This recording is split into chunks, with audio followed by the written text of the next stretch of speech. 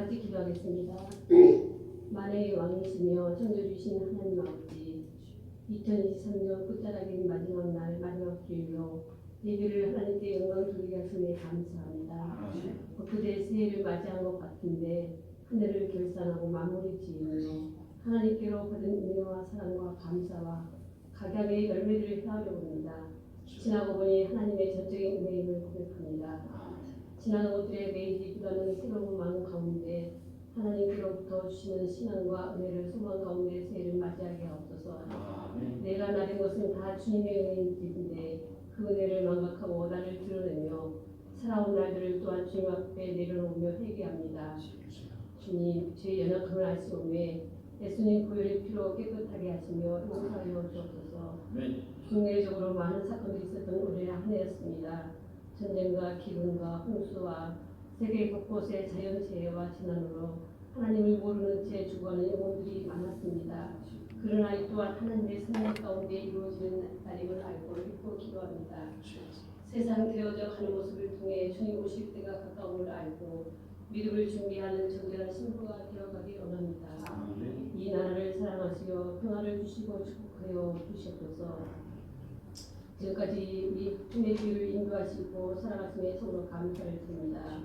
공의의 하나님, 하나님을 두려워하며 영광 돌리게 하시고 하나님을 사랑하며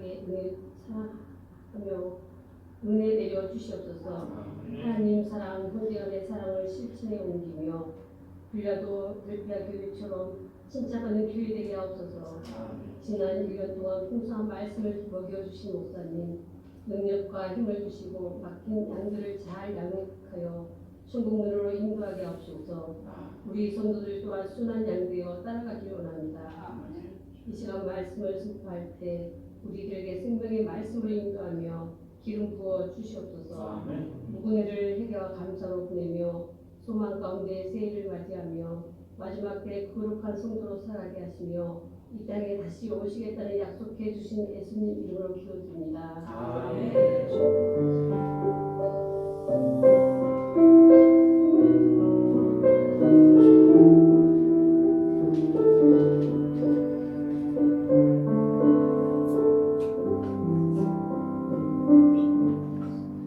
오늘의 성경 말씀은 에베소서 4장입니다. 에베소서 4장 17절에서부터 19절까지 여러분과 함께 보도록 하겠습니다. 제가 가지고 있는 성경은 314면 되어 있습니다. 에베소서 4장 17절부터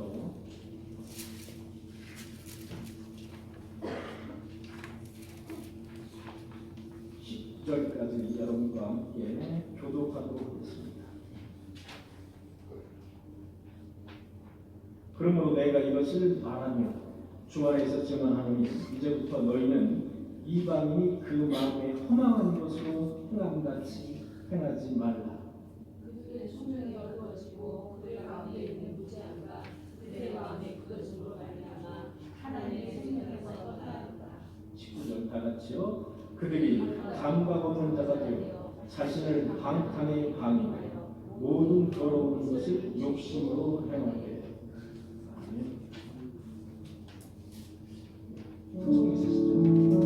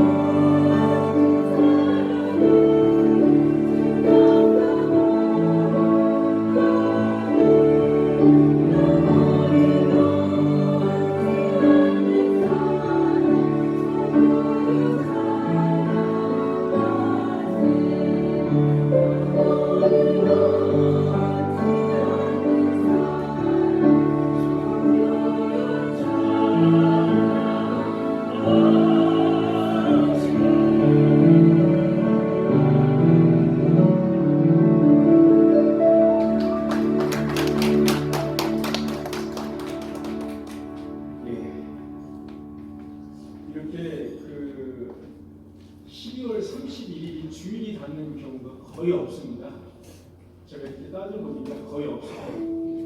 12월 31일에 이렇게 주일이 되어서 한 해의 마지막 날을 예배드릴 수 있는 것이 얼마나 큰 축복인지. 그래서 여러분에게 오늘 주일을 맞이하면서 어떤 특성을 좀 드릴까, 어떤 찬양을 좀 드릴까 생각을 하다가 결국 제가 부른 찬양 험한 십자가 능력입니다. 이 찬양이었습니다.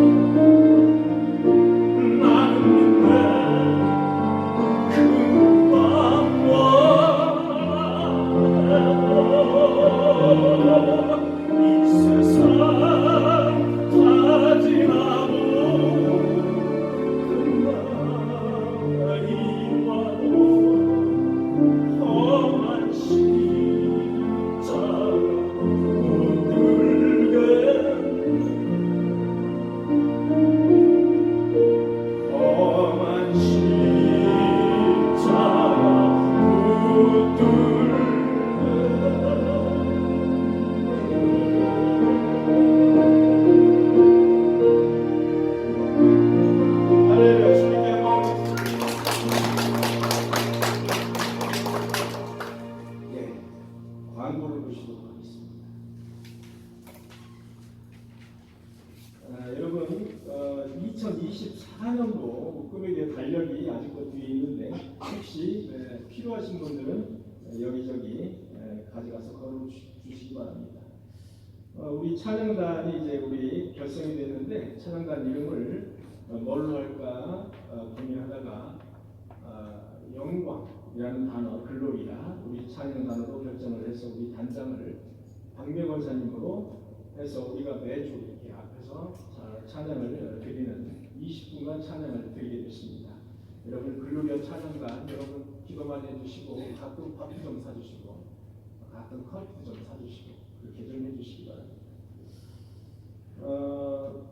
우리 점심을 지금 먹는데 점심은 반찬이 김치 외에 한 가지 이렇게 두 가지 정도로만 간수해 주시기 바랍니다. 두 가지 이상 되면은 다른 팀들이 부담을 갖게 되니까 여러분 두 가지 이상의 반찬은 안 하는 것을 원칙으로 그렇게 하겠습니다. 오늘 2부 예배 때는 송구영신 예배가 있습니다. 송구영신 예배 때는 선물 교환. 그래서 이 앞에다가 이렇게 탁자를 한 2개 정도 펴주시고 선물 교환을 할 수 있도록 해주시고, 말씀의 청종 시간이 있는데 이 말씀의 청종 시간은 말씀의 귀를 기울이는 시간입니다. 그래서 제가 말씀을 한 50개를 이렇게 깔아드릴 겁니다. 그러면은 한 분씩 나오셔서 말씀은 보이지 않을 거예요. 보이지 않게 깔아드릴 건데 말씀 하나씩 집어서 가져가셔서 성경책에 갈피에다가 이렇게 꽂아주세요.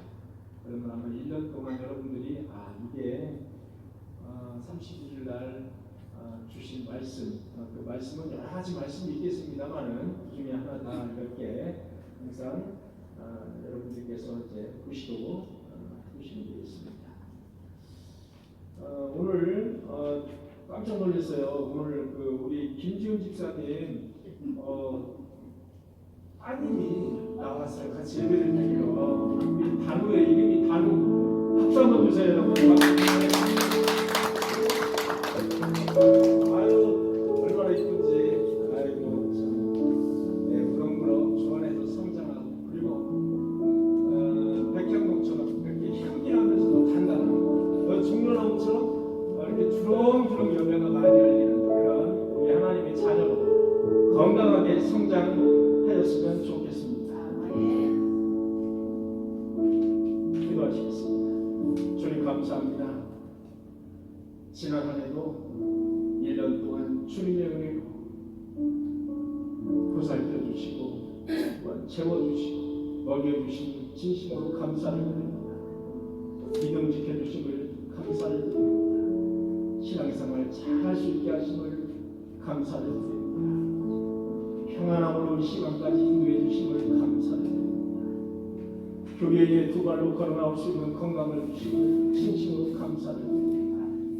우리를 아무 이상 없이 먹여주시고 또한 먹으면 잘 소화가 될 수 있고 이렇게 건강 지켜주심을 감사를 드립니다. 주님 다가오는 한 해도 주님께서 평안함으로 지켜주시고 받을 수 있는 그 분량만큼의 복을 우리에게 허락하여 주옵소서. 주님 이 시간에 말씀을 전하고자 합니다. 나의 입술을 주님께서 채워시켜 주시고 주님께서 함께하여 주옵소서. 예수님의 이름으로 기도하옵나이다. 아멘. 에베소서 4장 17절의 말씀인데 이 말씀 중에는 여러 가지 말씀이 이제 포함되어 있습니다. 여러분들 17절 누가 한번 읽어주시기 바랍니다. 17절.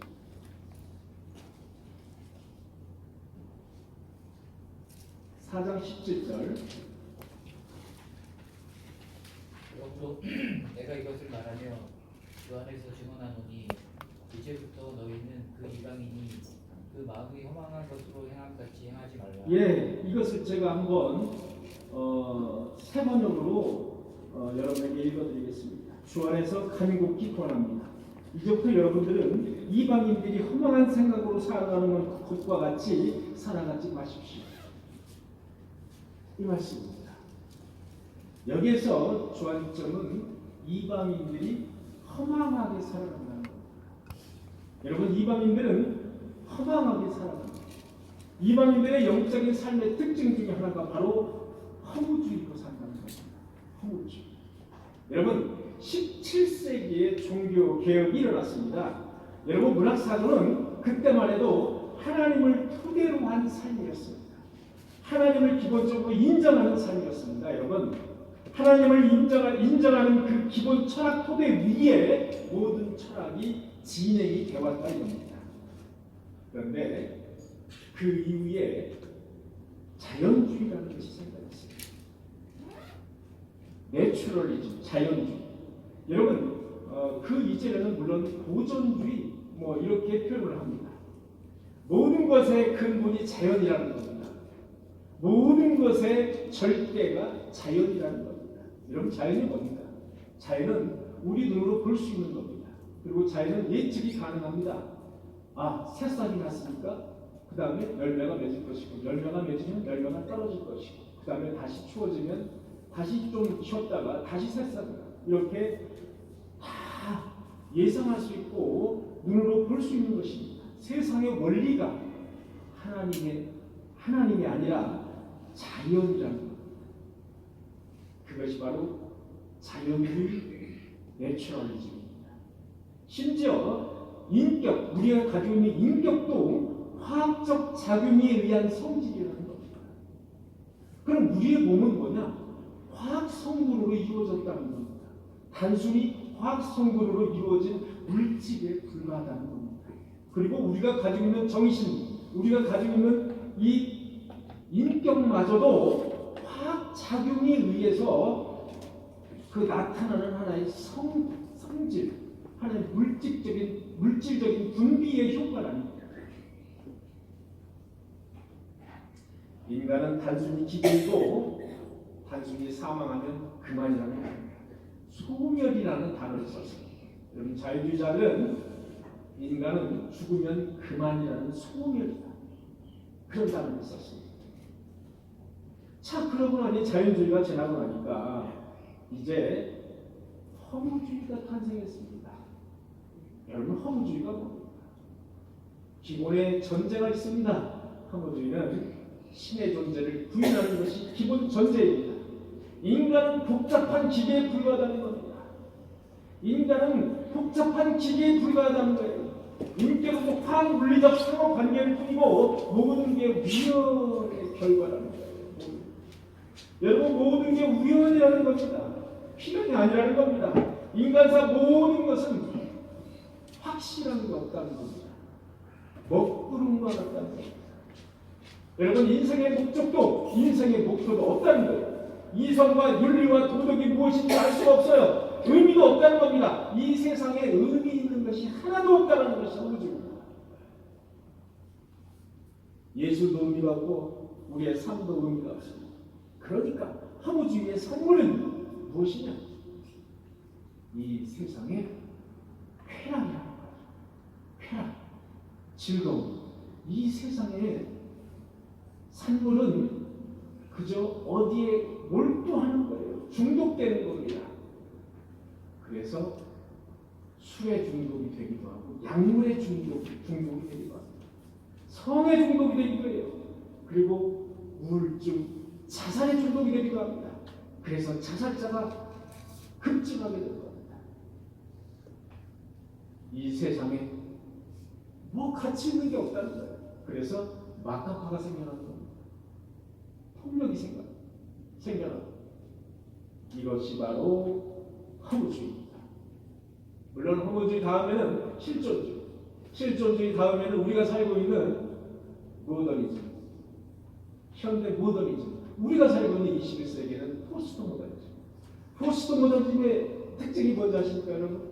계속해서 똑같은 사조입니다. 하나님을 부인하는 것, 절대 신을 부인한다, 절대권자를 부인한다, 절대가 없다는 거예요. 절대가 없다는 것이 바로 포스트 모더니즘의 특징입니다. 여러분, 이방인들, 허물을 좋아하는 이방인들의 결론은 뭔지 아십니까? 인생 별로 없다. 여러분, 인생 별로.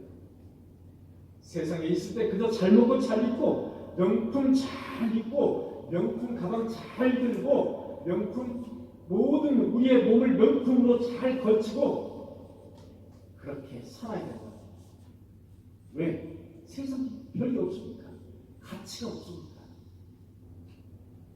여러분, 무신론자의 대표적인 니체라는 사람 여러분 아시죠? 천국과 하늘나라, 그것은 보이지 않는 관념론적 형이상학에 불과하다고 주장했습니다. 보이지 않는 관념론적 형이상학에 불과합니다. 그래서 무엇이 중요하냐?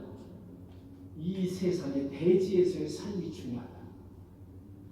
그가 말한 무수히 알아볼 수 없는 철학이 있지만 그는 천국과 하늘나라는 형이상학적인 관념론에 불과하다. 그래서 그저 우리가 살고 있는 우리의 대지에서의 삶이 중요하다는 겁니다. 자, 우리는 다시 하나님께로 돌아가야 됩니다.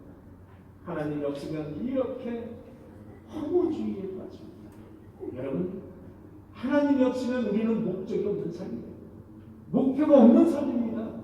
여러분, 이 세상 잠깐 왔다 잠깐 가는 삶입니다. 여러분, 이사야 43장 21절의 말씀, 이 백성은 내가 누구를 위하여 지었나니? 나를 위하여 지었나니. 하나님이 말씀하시는 거예요. 이 백성은 내가 나를 위하여 지었나니 나를 찬송하게 함이니라. 이 백성은 나를 위해서 지었는데 무엇을 위해서? 목적이 나오죠? 나를 찬송하기 위해서 지었다는 거예요. 여러분, 이사야 43장 21절의 말씀은 대표적인 인간이 가치가 어디 있는지 그것을 말씀해주는 그 성경 구절이에요. 외우기 되게 쉽습니다. 4321 이사야 4321 이 백성은 나를 위하여 지었나니 나를 찬송하게 하려 합니다. 여러분, 우리가 하나님을 믿는 성도들의 그 목적은 바로 하나님께 영광 돌리는 찬양이 있습니다. 얼마나 찬양이 중요한지 알 수가 있죠. 인간의 제일 목적은 뭔지 아십니까? 웨스트민스터. 제일 인간의 목적은 하나님께 영광 돌리는 겁니다. 하나님을 영화롭게 한다. 그것이 바로 인간의 제1 목적이 되겠습니다. 제일 가치 있는 생, 제1 가치 있는 삶, 그것이 바로 하나님께 영광 돌리는 삶. 여러분, 진정으로 가치 있는 삶, 성도로서 신자로서 진정으로 가치 있는 그 인생은 뭡니까? 매세의 소망을 갖고 하나님과 동행하는 삶입니다. 여러분, 저나 여러분이나 지금까지 이 정도의 저나 여러분들의 삶을 살아오셨잖아요. 여러분, 이 삶에, 이 세상의 삶에 어떤 가치를 부여하고 싶으십니까? 이 인생에, 우리가 보이는 인생의 삶에 절대적인 가치를 부여하고 사실 수 있겠습니까? 여러분, 인생의 가치는 바로 내세의 소망을 갖고 하나님과 동행하며 하나님을 신뢰하는 삶입니다. 그것이 바로 인생의 신자와 성도로서 가치 있는 삶입니다. 그 가치를 어디에서 찾아야 되느냐? 하나님에게서 찾아야 됩니다. 우리 성도들은 삶의 가치를 하나님에게서 찾아야 됩니다. 이렇게 인생은 살아야 할 이유와 목적이 있습니다. 하나님을 사랑하고 이웃을 사랑하고 하나님을 찬양하고 하나님의 인도하심을 받으며 하나님과 동행하는 삶, 하나님께 영광 돌리는 삶. 다가오는 한 해는 그런 삶이 되시는 저와 여러분들이 되시기를 간절히 축원합니다. 두 번째 18절 읽어주시기 바랍니다.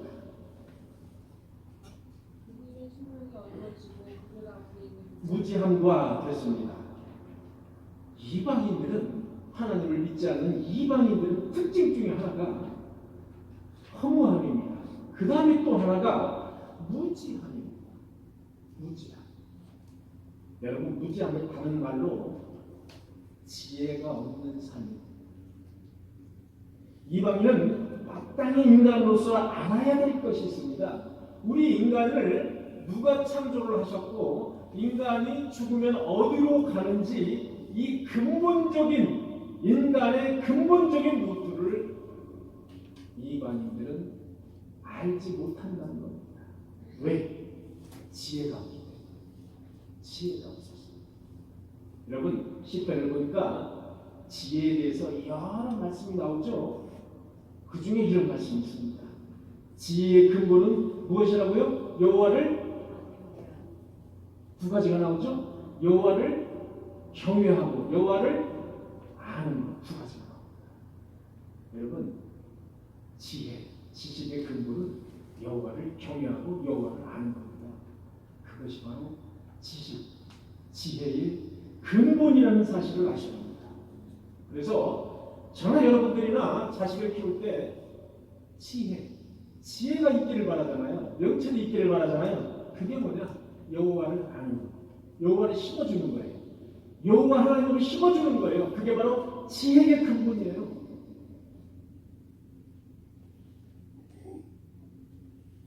이방인들은 하나님을 믿지 않는 유기된 자, 이방인들은 이런 영적 지혜가 없습니다.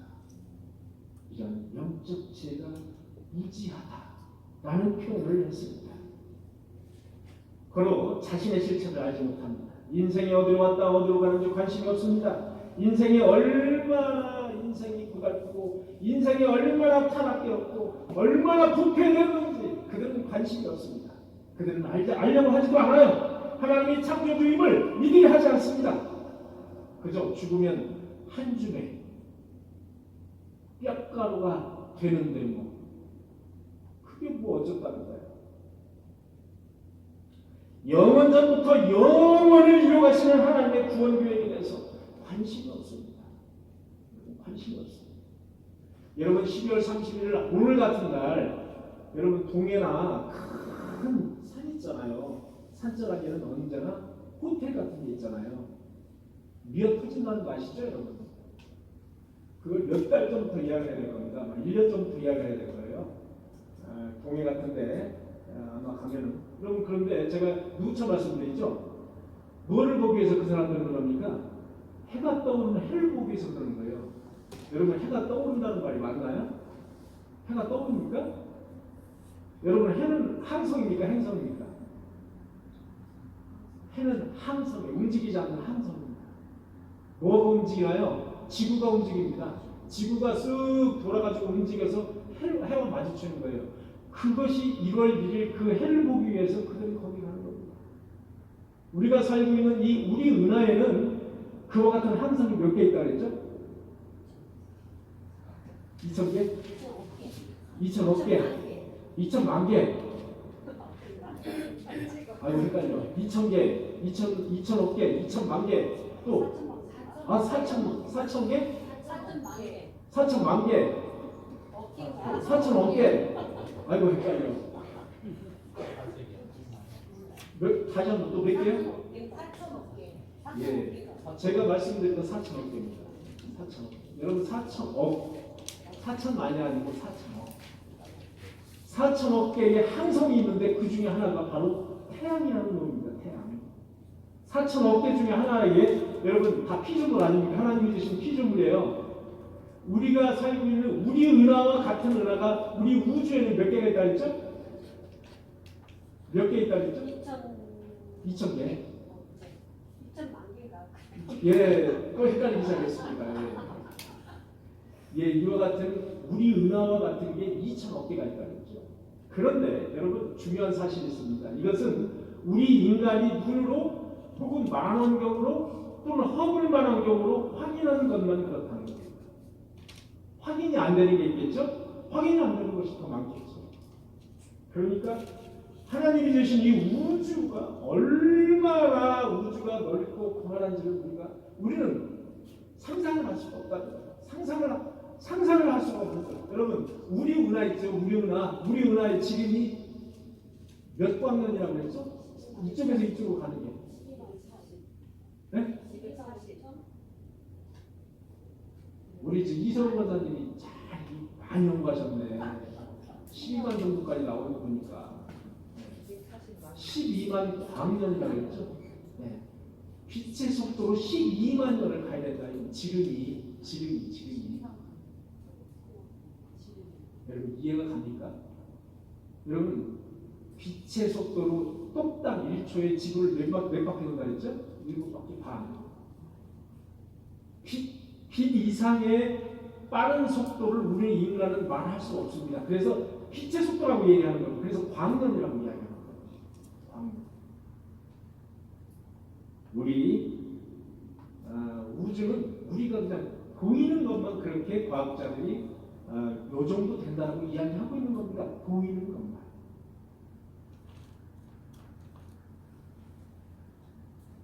여러분 이방인들은 하나님이 창조자라는 것을 믿지 않으려고 합니다. 믿지 않아요. 과학자들도 여러분 두 부류가 있습니다. 한 부류는 하나님을 절대적으로 신뢰하는 부류가 있어요. 또 한 부류는 하나님을 신뢰하지 않고 인간이 최고라고 그렇게 팍팍 우기는 부류가 있습니다. 여러분, 이렇게 유기된 자들은 하나님의 창조성을 믿지 않는 거예요. 우리가 죽으면 그만이라는 거예요. 죽으면 그냥 흩어진다는 거예요. 우주로. 죽으면 우리의 영혼이 다시 하나님에게 간다는 사실을 인정하지 않아요. 여러분, 성경을 보면 우리를 구원하시는 구원의 계획이 비밀로 붙여져 있습니다. 그 비밀로 붙여져 있는데 그 비밀이 어디에 나와 있느냐? 성경에 나와 있습니다. 비밀을 푸는 것이 성경에 나와 있다. 비밀의 그 비밀인데 그 비밀을 아는 것이 지혜입니다. 지혜. 그 지혜가 어디에 나와 있다고요? 성경에 나와 있다. 그들은 예수 그리스도의 십자가 사건도 관심이 없습니다. 예수 그리스도가 십자가에서 우리의 죄를 대신해서 돌아가시고 그 다음에 3일 만에 다시 부활하시고 그리고 40일 만에 다시 승천하시고 그리고 얼마 후에 다시 재림하신다는 사실을 믿으려 하지 않습니다. 그것이 바로 구원 계획이에요. 그것이 바로 비밀이에요. 여러분, 이 세상 유기된 자들은 관심이 없습니다. 이 비밀 계획에 대해서 알지 못합니다. 알려고 하지도 않아요. 그것이 바로 지혜입니다. 그것을 아는 것이 지혜라는 겁니다. 지혜.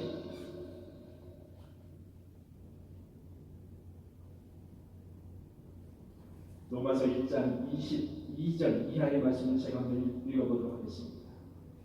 그들은 스스로 지혜 있다 한 어리석게 되어 썩어지지 아니하는 하나님의 영광을 썩어질 사랑과 새와 짐승과 우상으로 바꾸었느니라. 썩어질 해와 달과 이 세상의 짐승과 새들로 바꿨다는 겁니다. 그러므로 하나님께서 그들을 마음의 정욕대로 더러움에 내버려 두사. 여러분, 유기된 자들의 특징은 하나님께서 더러움에 내버려 두시는 겁니다. 이것을 신학적인 용어로 유기된 자, 유기라는 표현을 씁니다. 여러분, 하나님께서 버려둔 자들은 그들의 정욕대로 더러움에 내버려 두시는 겁니다.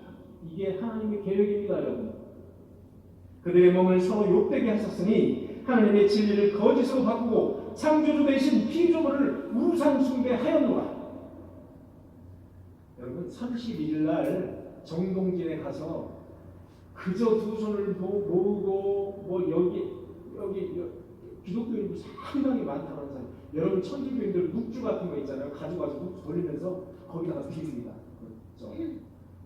떠오르는 해에다가 비는 거예요. 거기 동해안 한번 갔다가 숙박하고 올라가면 한번 여러분 대충 밥 먹고 어쩌고 저쩌고 하려면 50만 원 이상 들 거예요. 그죠? 그렇게 어리석다 이겁니다. 그렇게. 27절. 남자들과 여자들이 바른 관계를 버리고 남자들과 여자들이 바른 관계를 버리고, 이 말씀은 남자는 여자와 결혼을 하는 것이 정상이죠. 여자는 누구랑 결혼해야 정상입니까? 여자는 남자와 결혼해야 정상입니다. 여러분, 여자와 결혼을 하고 남자가 남자와 결혼하는 것이 정상입니까? 여러분, 성경을 보면 남자들과 여자들이 바른 관계를 버렸다는 것은 뭡니까? 여자가 여자와 결혼을 하고 남자가 남자와 결혼한다 이겁니다. 서로 욕정에 불타 남자가 남자와 더불어 부끄러운 일을 해봐요. 남자와 남자가 결혼한다 이겁니다. 그게 성경은 부끄러운 일이라고 분명히 말씀하고 있습니다. 그들은 마음에 하나님 누기를 싫어하는 자입니다. 그들 속에는 마음에 하나님 누기를 싫어하는 자, 유기된 자입니다.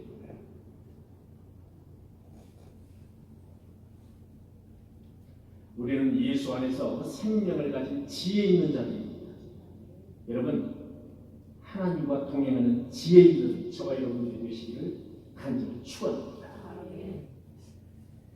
여러분, 교회는 각종 지혜를 전하는 역할을 해야 하는데 이 지혜는 비밀과도 같은 것이어서 하나님이 우리를 향한 구속 계획인데 이것을 아는 사람이 있고 모르는 사람이 있다는 겁니다. 여러분, 교회 다니는 사람 중에서도 하나님의 비밀 계획을 아는 사람이 있고 모르는 사람이 있어요. 알아도 중요하게 생각하는 사람이 있고 중요하게 생각하지 않고 그냥 겉으로만 그냥 알고 있는 사람들이 있다 이겁니다. 여러분, 우리는 예수 안에서 생명을 가진 사람들입니다. 자, 성경을 한번 볼까요? 17절을 다시 한번 제가 읽어보겠습니다. 18절을 읽겠습니다. 그들의 총명이 어두워지고 그들 가운데 있는 무지함과 그들의 마음이 굳어짐으로 말미암아 하나님의 생명에서 떠나 있도다. 여러분, 하나님의 생명에서 떠나 있는 사람들의 특징이 바로 이방인, 유기된 자들이라는 사실. 우리는 예수 안에서 하나님의 생명을 가진 자들입니다. 이 비밀을 깨달아 하나님의 생명을 가진 자로서의 은혜가 있기를 간절히 축원합니다. 세 번째, 그들의 총명이 어두워지고 그들 가운데 무지함과 그들의 마음이 굳어짐으로 말미암아 하나님의 생명에서 떠나 있도다.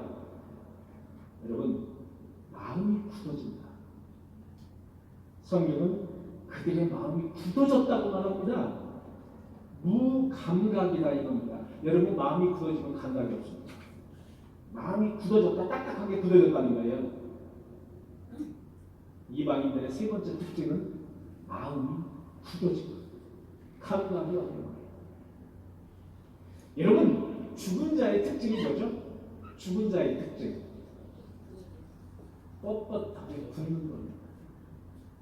여러분, 뻣뻣하게 마음이 굳지 않길 바랍니다. 부드러운 마음을 가지셔야 됩니다. 저를 보고 사람들이 약간 뻣뻣하다고 얘기하면 제가 되게 부드러운 남자거든요. 되게 부드러운 남자인데 겉에 보기에는 뻣뻣하다고. 저 되게 부드러운 남자예요.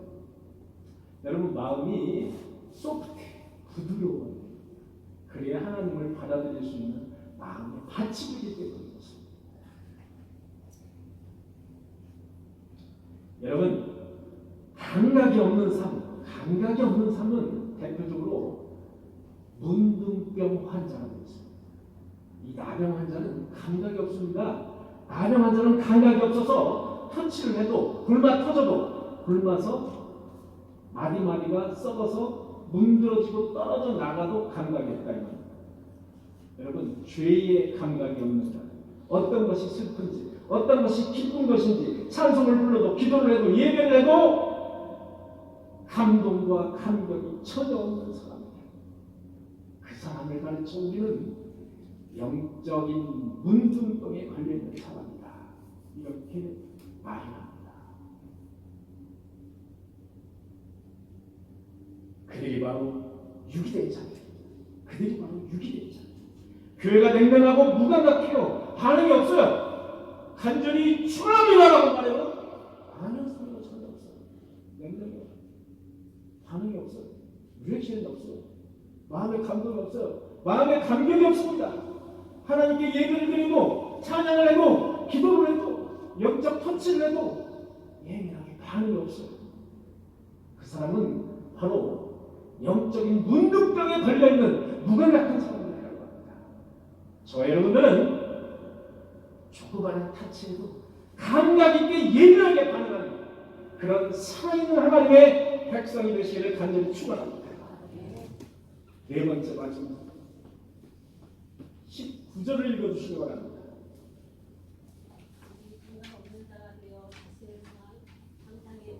예, 자신을 방탕에 방임한다는 거예요. 여러분, 여기에 방임이라는 단어를 썼습니다. 이 방임이라는 단어는 의지라는 단어가 있거든요. 의지. 그래서 하나님 우리에게 자유 의지를 주셨습니다. 하나님의 구원 계획 속에는, 하나님의 큰 이렇게 구원 계획 속에는 우리가 마음대로 우리가 할 수 있는 자유 의지가 있습니다. 우리에게 자유 의지를 주셨다고 해서 하나님의 구원 계획이 흐트러지지 않습니다. 하나님의 구원 계획 속에서 자유 의지를 우리는 누리고 있는 겁니다.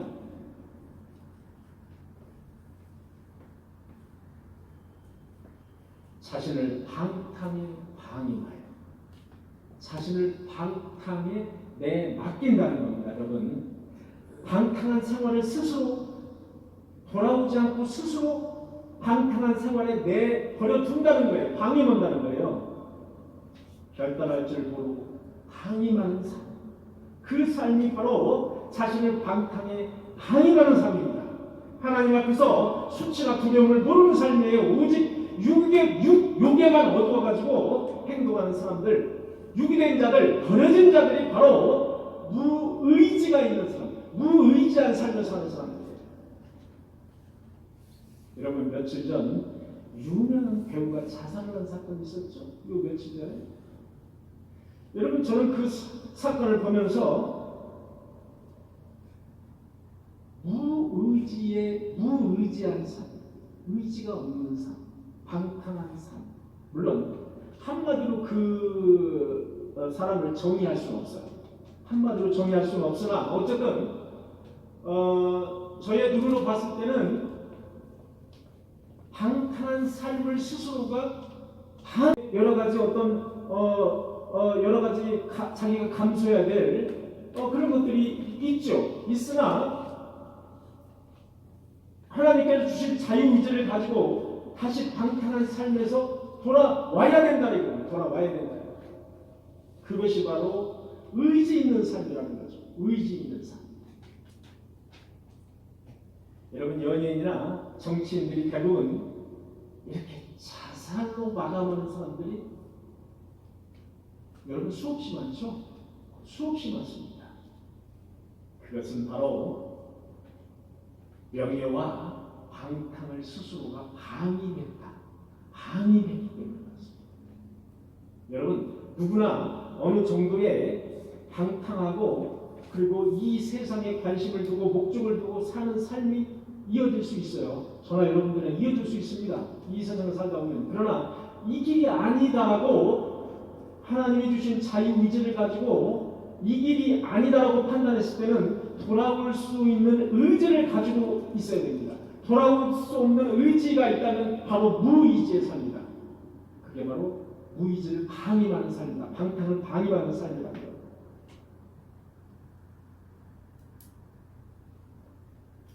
여러분, 가나안에 있는 여리고성을 무너뜨리기 위해서는 일곱째 날에는 7번을 돌아라. 제사장들은 나팔을 불어라. 백성들은 함성을 질러라. 여러분, 거기 위해서는 실로암에 가서 씻는 행위가 있어야 됩니다. 여러분, 보기 위해서는, 소경이 보기 위해서는 실로암에 가서 씻는 요식 행위가 있어야 됩니다. 예수님께서 그러셨죠. 보기를 원하느냐? 예, 보기를 원합니다. 연못가에 가서 씻고 와. 연못가에 가서 수백 번을 씻었습니다. 제가 눈곱 낀 것도 아닌데 여기서 그냥 낫게 해주세요. 보게 해주세요. 여러분, 그랬으면 볼 수 있었을까요? 볼 수 없었습니다.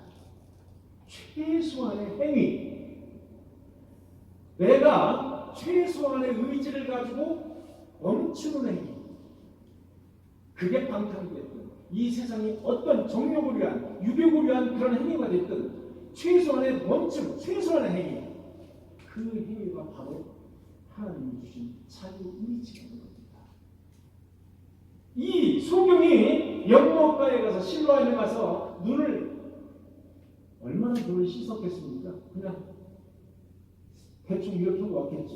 그래도 그런 최소한의 행위가 있었을 때 볼 수 있었다는 겁니다. 우리는 하나님 앞에 하나님이 주신 자유의지, 최소한의 행위를 해야 됩니다. 그저 무릎 꿇고 기도원에 가서 기도만 열심히 해요. 그러고서 아무 행위도 안 해요. 그러고 끝이에요. 하나님이 알아서 다 해주시겠지. 하늘에서 뚝 떨어지고 고기 뚝 떨어지고 하늘에서 문제가 있으면 문제를 하나님이 천군 천사를 막 보내가지고 하나님이 막 해결해 주시겠지. 아니라는 겁니다. 여러분, 성경은 그렇게 말하고 있지 않아요. 해결하기 위해서는 우리가 할 수 있는 최소한의 행위를 할 것을 요구하세요. 여러분, 그 최소한의 행위가 바로 주일에 나와서 하나님에게 예배하는 행위, 그것도 최소한의 행위예요. 여러분 일주일 삶 중에서 단 1시간 하나님에게 드리는 행위. 여러분 이것은 우리가 하나님을 신뢰하고 하나님께 경외하는 최소한의 행위입니다. 이런 최소한의 행위도 하지 않고 하나님 나에게 꿈을 주십시오. 하나님 나의 문제를 해결시켜 주십시오. 천만의 말씀. 천만의 말씀이라는 거죠. 그건 비성경적입니다. 여러분 바위에서 물을 얻기 위해서는 출애굽을 보니까 바위에서 물을 얻기 위해서는 최소한의 행위가 있었습니다. 뭐죠? 지팡이를 가지고 바위를 어떻게 하나? 쳐라는 겁니다. 여러분 하나님께서 여호와 하나님께서 모세에게 지팡이를 가지고 바위를 치라고 말씀하세요. 이런 최소한의 행위를 하라는 거예요. 여러분. 바위에서 무슨 물이 나옵니까? 모세가 하나님이 그렇게 말씀하셨을 때 눈을 흘리면서 바위에서 무슨 물이 나와요 하는 무슨 말씀을 그렇게 싱겁게 하세요. 우리 인간의 합리적이고 이성적인 생각으로는 하나님의 계획을 알 수가 없어요. 바위를 치라는 거예요. 바위를 쳤더니 어떻게 해요? 물이 콸콸콸콸 쏟아져서 사람이 먹고 동물이 먹고도 남았다. 최선의 행위도 하지 않은 채 방탕의 생활을 계속해서 방임하는 자, 그 자들이 바로 유익의 자, 하나님의 생명에서 떠난 자들이라고 말씀하십니다. 사랑하는 성도 여러분, 우리는 하나님에게 선택받은 사람들입니다. 성도로서 목적이 분명합니다. 인생의 목적도 분명합니다. 우리의 가치도 분명합니다. 무지하지 않으며 분명한 지식이 있고 구원을 기뻐하며 하나님께 영광 돌리며 하나님께 감사할 줄 아는 그런 삶을 사는 사람들입니다. 기쁠 땐 춤을 출 수 있고 슬플 땐 눈물을 흘릴 줄 아는 감각이 있는 사람들입니다. 그리고 결단할 때는 결단할 줄도 아는 사람들입니다. 순종하고 실행하는 사람들입니다. 저 시체처럼 살아가는 감각 없고 뻣뻣하고 무의지한 사람들이 아니라는 겁니다. 사랑하는 성도 여러분, 우리는 모두 하나님의 백성들입니다. 그래서 하나님과 동행하면서 하나님과 숨을 쉬면서 액티비티하고 하나님과 동행하고 하나님을 신뢰하고 그렇게 축복받는 다가오는 새해 그렇게 하나님과 같이 호흡을 하는 그런 축복받는 그런 삶을 사시는 성도 여러분들이 되시기를 간절히 축원합니다. 기도하시겠습니다. 주님 감사합니다. 하나님께서 우리를 선택해 주심을 진심으로 감사합니다. 성도로서 감각이 있고 성도로서 지식이 있고 지혜가 있고 기쁠 땐 춤추고 슬플 땐 눈물을 흘릴 수 있는 감각이 있는 그런 삶을 사는 우리 성도들이 다 되어서 다가오는 새해는 하나님으로부터 주시는 영육간의 아울러 풍성하게 해주시는 그런 축복을 받아 누리는 한 해가 될 수 있도록 주께서 인도하여 주옵소서. 예수님의 이름으로 기도하옵나이다. 아멘.